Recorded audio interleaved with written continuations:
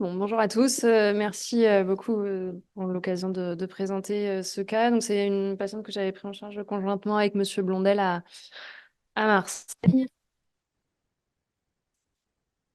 Donc, c'est une patiente de 74 ans qui se présente avec une histoire de lombalgie qui évolue depuis plusieurs années avec une EVA lombaire qui est fort dégradée. Des douleurs radiculaires importantes, notamment L5 du côté gauche, constante, qui elle n'arrive pas à faire céder malgré des traitements bien engagée. Elle présente également une claudication neurogène intermittente. C'est une dame qui est obèse, qui a déjà été infiltrée 4 fois ces 2 dernières années, qui actuellement, au moment de la consultation, prend des antalgiques de palier 3 depuis un peu plus d'un mois, qui a eu une physiothérapie bien adaptée avec un programme de kiné, balnéo, du TENS, enfin, globalement à peu près tout ce qui peut être envisageable, sauf un stimulateur médulaire qu'elle n'a pas eu, mais voilà, avec un ODI à 62%. Donc elle a un équipe sagittale qui est assez perturbée avec un SUV, bon, la radio n'est pas calibrée, mais qui est un petit peu, enfin, qui est clairement dégradée. C'est une dame qui a une incidence pelvienne qui est dans la norme, avec une perte quasi complète de la lordose lombaire sur une dégénérescence arthrosique principalement. Euh, donc, elle est vue une première fois avec des informations qui sont données sur la chirurgie, une proposition de chirurgie qui commence à être instaurée. On essaie un test au corset lombaire pour voir si, quand elle est debout, elle diminue un petit peu. C'est vrai qu'elle est améliorée sur une partie de ses douleurs. Après, elle ne tolère pas très bien le corset parce qu'à Marseille, il fait chaud, qu'elle est obèse. Donc, voilà, ce n'est pas une solution non plus qu'elle envisage comme étant pérenne. On refait une infiltration épidurale au niveau du hiatus sacro-coccygien pour lui permettre de se calmer un petit peu, de calmer la plupart de ses douleurs, au moins provisoirement, et lui laisser un peu le temps de réfléchir. Et pour nous aussi, c'est une dame aussi qui est hyper tendue, diabétique de type 2, obèse, et sinon qui n'a pas d'antécédent majeur. Elle a des PTG bilatérales qui avaient été mis rapprochés, ça s'était bien passé, une infection Covid récente. Bon, rien de bien méchant. Nos anesthésistes valident l'indication, enfin la possibilité opératoire, même s'ils la retiennent à 3. On propose une chirurgie du coup d'arthrodèse avec des tiges sur mesure, donc des tiges précintrées, et on fait une arthrodèse T11 bassin. Bon, évidemment, elle est informée de tous les risques chirurgicaux encourus. En post-opératoire, ça évolue plutôt bien. C'est une chirurgie qui n'a pas présenté de complications durant le geste, qui a duré à peu près 2h30, avec bon, des pertes sanguines qui sont assez importantes, mais qui ont été compensées, et pas de complications durant l'hospitalisation. Elle évolue bien. À 4 mois post-opératoire, elle est très satisfaite de la chirurgie, avec une bonne régression de ses douleurs, aussi bien lombaires que radiculaires, un osvestri qui s'améliore franchement. Donc, on est plutôt satisfait de nous. Évidemment, ça ne dure pas très longtemps. En décembre, elle reconsulte suite à une sensation de craquement spontané sans chute, avec une réapparition majeure de douleurs qui se sont déportées plutôt sur le sommet du montage. Et voilà, un examen neurologique, par contre, qui reste complètement conservé. Donc, elle présente un PGK, c'est assez classique, avec une redégradation de ses paramètres sagittaux sur une fracture transdiscale voilà, qu'on voit sur le scanner. Voilà, je sais pas si on discutera à la fin peut-être. Voilà. On discute un petit peu avec la malade, on lui laisse un petit peu de temps, mais il se trouve qu'elle est très dégradée. Comme elle avait été très satisfaite de la première chirurgie, elle est très demandeuse d'une reprise chirurgicale.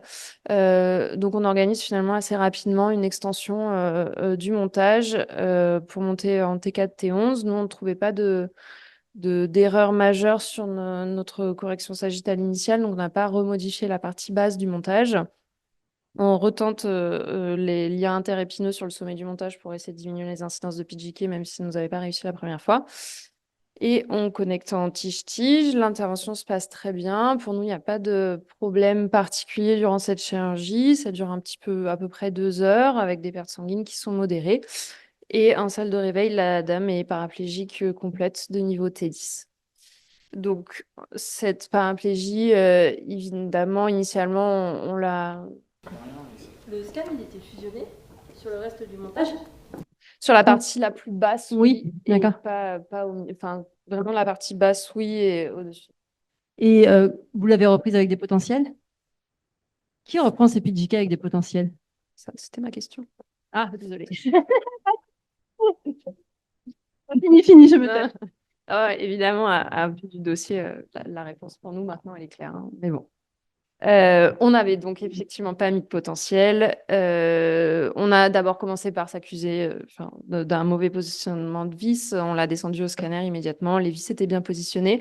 On trouvait un matériel discal, en fait, intracanalaire, ce qui est un peu difficile à montrer sur les coupes de scanner. Donc, j'ai pas de coupe de scanner vraiment visible, mais en tout cas, on en a discuté avec nos radiologues, ils retrouvaient ça. Gentiment, ils l'ont poussé à l'IRM directement. La dame sortait de la chirurgie, c'était à la salle de réveil, donc c'était assez compliqué pour elle. L'IRM, je ne l'ai même pas mise parce qu'elle était artefactée au possible entre les mouvements de la dame et le matériel. On n'y voyait absolument rien. Nos neuroradiologues, ils nous ont fait un radiculoscanner, donc en post-opératoire toujours immédiat, qui montrait cet arrêt complet du produit de contraste, donc il avait été infiltré en niveau lombaire bas, un arrêt complet en regard du niveau du PJK, donc qui témoigne de en fait toute l'expulsion du disque en intracanalaire. Euh, on l'a donc repris directement, bon, c'est les images de radiculoscan. On l'a repris directement par une thoracotomie. Euh, on avait hésité en train d'avoir reprendre la barre postérieure ou prendre par devant, donc on l'a reprise plutôt par devant pour vider complètement le disque. Le plus possible, essayer d'aller récupérer en antérieur tout le disque qui avait été expulsé. On avait un bon résultat de visu en péropératoire, sans brèche durale associée, c'était déjà pas mal. C'est le scanner de contrôle post-opératoire. Euh, Dans les suites, elle a présenté une récupération motrice qui est franchement très modérée. Elle est alitée complètement avec une impossibilité complète de faire les transferts autonomes. Et elle est décédée 6 mois après d'un AVC. Merci. On Ah, m'avait dit un dossier raté, hein. Tu m'avais dit petite revue de ouais. biblio, j'ai rajouté 2, 3 diapos, mais après, c'est pour discuter. Donc, en fait, moi, j'ai été assez étonnée dans la littérature. C'est vrai que c'est pas forcément une littérature que j'avais beaucoup fait récemment, mais il y a énormément de papiers sur les facteurs de risque. On va peut-être en avoir encore bientôt, de PJK, sur les recommandations chirurgicales pour essayer de les prévenir, les facteurs de risque inhérents aux patients qui ont été identifiés, tout ça. Et en fait, extrêmement peu de recommandations sur une fois qu'on l'a, qu'est-ce qu'on fait, quoi. Il y a très peu de grosses séries de reprises, peu de recommandations vraiment fiables sur la chirurgie la plus adaptée pour ça. Voilà. J'ai retenu 2 articles qui m'ont semblé intéressants. Le premier, ça montrait déjà qu'à partir du moment où il y a un PJK, en fait, il y a un risque majeur de récurrence de ce PJK. Donc, c'est un peu mettre le doigt dans un processus assez infernal avec des taux de récurrence de PJK récurrents qui sont majeurs, suivant notamment l'alignement sagittal. Donc, moi, ce que j'ai retenu là-dessus, c'est que s'il y a vraiment une erreur importante de correction sagittale initialement, il ne faut pas hésiter à reprendre tout le montage, pas juste faire des extensions parce que sinon c'est la catastrophe quasiment annoncée.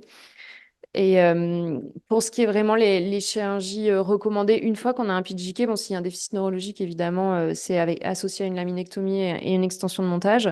S'il n'y a pas de déficit neurologique, en fait, il n'y a pas de recommandations qui sont très claires sur le fait qu'il faille ou pas faire une laminectomie de façon systématique sur la zone de PJK. Moi, je me suis évidemment pas encore fait d'avis définitif là-dessus, parce que c'est un peu tôt pour moi pour ça, mais je pense qu'au vu du petit traumatisme suite à ce dossier, en tout cas, j'y réfléchirai plus à l'avenir.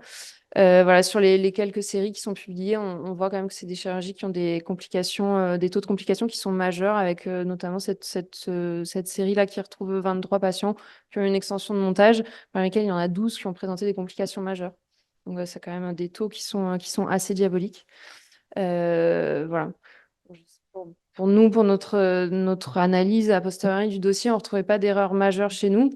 Pas d'erreur technique en tout cas, pas d'erreur non plus liée à l'organisation, tout ça. Peut-être des facteurs liés aux patients qui annonçaient un petit peu cette catastrophe, notamment les facteurs de risque de PJK. Donc chez cette dame, ils étaient assez nombreux, hein. Ostéoporose, obèse, tout ça. Ce qu'on a changé suite à ça, donc pour revenir sur la boucle, c'est qu'effectivement, nous, on s'est associé un petit peu plus à nos rhumatologues pour essayer de mettre dans les boucles chirurgicales de correction tout ce qui est la prise en charge de l'ostéoporose, pour essayer de mettre un traitement avant et un suivi après, pour essayer de diminuer un petit peu ces incidences-là. Et effectivement, en cas de reprise chirurgicale, on s'est posé la question la prochaine fois de mettre un monitoring. Je ne sais pas si ça aurait changé quelque chose chez elle. On aurait peut-être fait la laminectomie tout de suite, ça aurait peut-être changé quelque chose. Et voire même de discuter directement d'une laminectomie quand il y a un disque comme ça qui est très abîmé sur le scanner. Et la dernière chose, c'est qu'on n'avait pas fait d'IRM aussi, dans la mesure où l'examen neurologique était normal. Je ne sais pas si vous en faites de manière systématique, je ne sais pas si vous en auriez fait dans ce cas-là. Je ne sais pas si ça aurait pu nous protéger de quelque chose. Qui fait une IRM sur la reprise d'un PGK non neuro? Ça vient. Voilà. Vous avez entendu.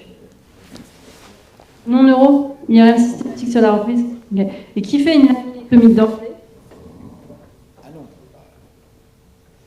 Non, pas Ok. Et qui les réopère avec les potentiels systématiquement? Qui les réopère sans potentiel jusqu'à aujourd'hui? Ok. Ça dépend où si c'est en zone dorsale, sur le plan médico-légal, s'il n'y a pas de trouble neurologique auparavant, et tu corriges une déformation, normalement, tu es léger. Sur une déformation sans trouble neurologique. Et en zone dorsale, on est médico-légalement obligé de faire une surveillance, quoi. C'est sûr? Pas si clair. Hein. Une correction de déformation sans trouble neuro, t'es pas obligé. Bon. En tout cas, j'ai vu hier matin un patient qui avait fait un PGK à moi et qui a fait le PGK avec les complications neurologiques très vite, et il était para quand il est revenu. Donc, on peut avoir les complications. Parce que classiquement, les PGK, il n'y a pas beaucoup de complications neuro, mais quand il y en a des sévères. Hein. Et voilà, donc...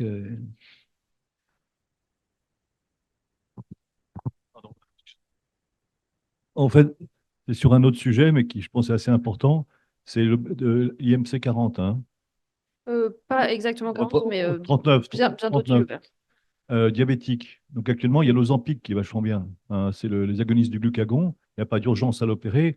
Enfin, c'est pas un reproche, hein, mais personnellement, j'enlèverais ce facteur de risque en tentant un traitement par agoniste du glucagon. C'est remboursé par la Sécu, c'est validé. Donc il y a des gens qui perdent 20 kilos. Et avec 20 kilos de moins, on aurait vraiment. Prescrivez-vous ça, du coup? Non, Vous êtes on envoie aux médecins traitants qui maintenant on a commencé à les éduquer. Sinon, il y a les endocrinologues qui le font. Mais c'est un succès extraordinaire mondial et ça fait des années que ça existe. Et il y a beaucoup de gens qui ne connaissent pas ça. Donc, c'est extraordinaire. Il y a beaucoup de chirurgie bariatrique qui sont des agonistes. En fait, ce n'est pas la fin, mais c'est une alternative à la chirurgie bariatrique parce que les gens qui supportent. En fait, ce sont des agonistes du glucagon qui sont des traitements très importants. Il y avait un dossier entier dans The Economist, c'est la première page du The Economist là-dessus, parce qu'aux États-Unis, dans tous les pays civilisés où il y a tellement de surpoids, c'est un tabac extraordinaire. Moi, chaque consultation, j'envoie les patients en généraliste pour qu'il ait des agonistes du glucagon et qu'on lui fasse perdre des kilos avant qu'on fasse une chirurgie non urgente. Pardon? Ah non, mais c'est parce que ça coûte à la Sécu. Alors, si on n'est pas diabétique, c'est pas pris en charge, ça s'appelle du Saxenda, c'est une piqûre par jour et ça coûte 200 euros par mois.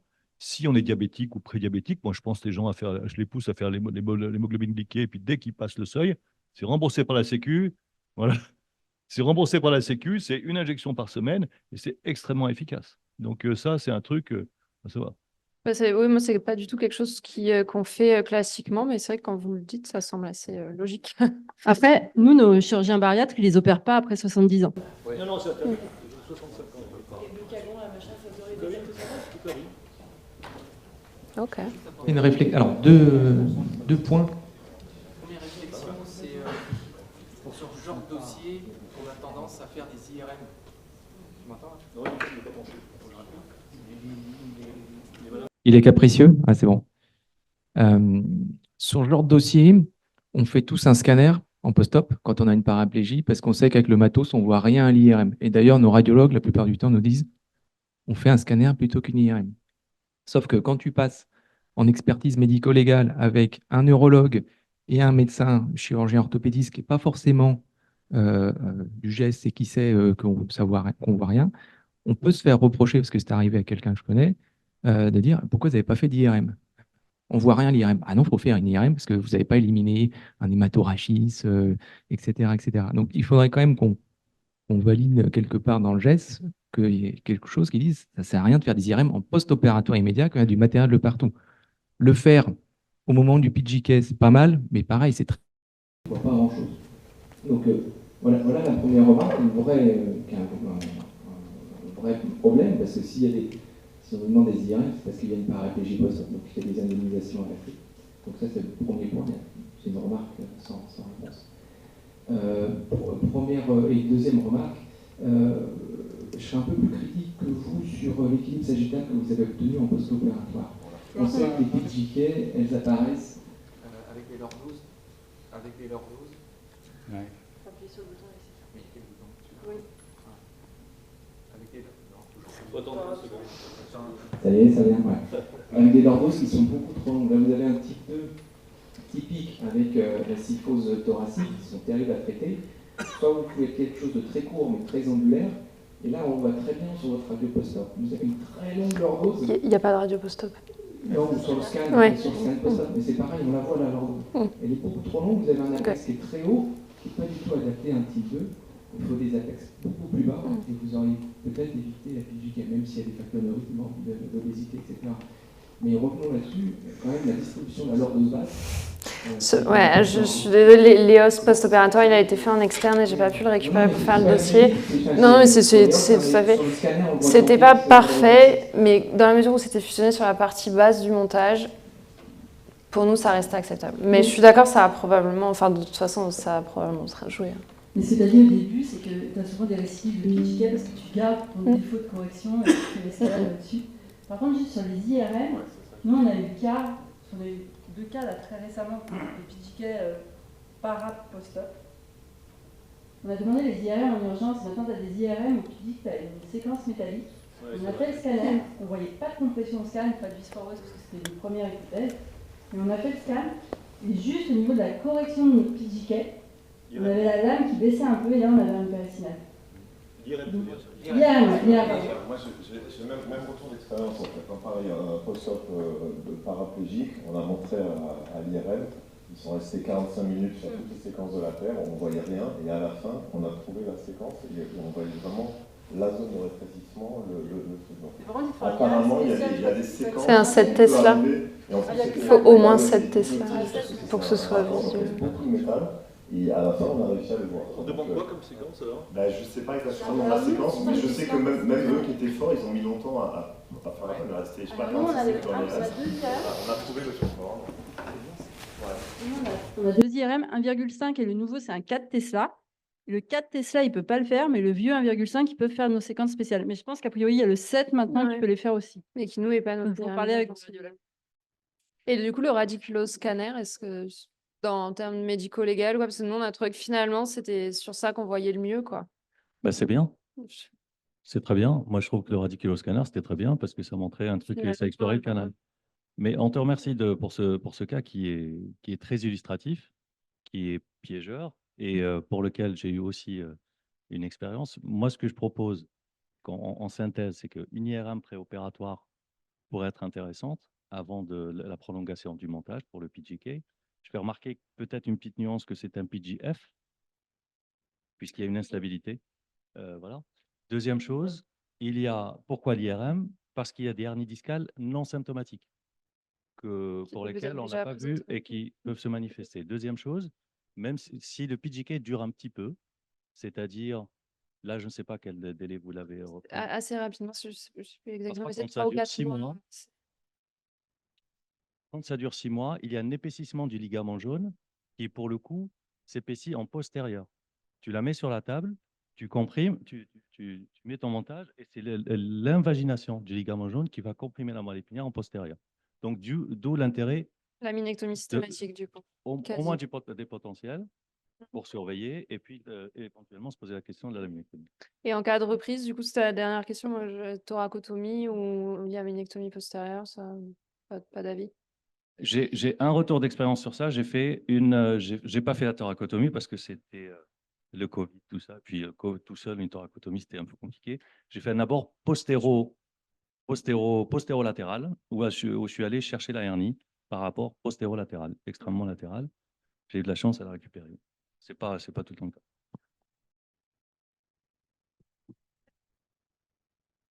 C'est pas une question, c'est que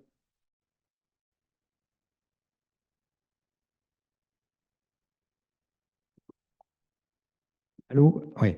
Donc, l'ostéoporose est la prise en charge par les rhumatos, mais quand on fait prendre ces malades en charge par les rhumatos, et même s'ils mettent des traitements très agressifs, eh bien, soit on stabilise à moins 2 DS, moins 3 DS l'ostéoporose, soit on fait gagner une déviation standard. Mais c'est pas, il faut pas s'imaginer que ça va être extraordinaire. Alors, Donc, je ne suis pas voilà. tout à fait d'accord avec ça. Et si je peux me permettre, malgré des corrections pas forcément qui se voient sur l'ostéodensitométrie, il y a un article qui a été publié sur les tériparatides qui a amélioré de façon importante. Non seulement ça a diminué les incidences de PGF, PGK, ça a amélioré aussi les résultats cliniques juste de douleur post-montage long. Et ça a été publié dans le JBJS il y a quelques mois. Sur les tériparatides. C'est pas moi qui l'ai écrit, hein. Je n'ai pas d'avis particulier, mais bon, ça.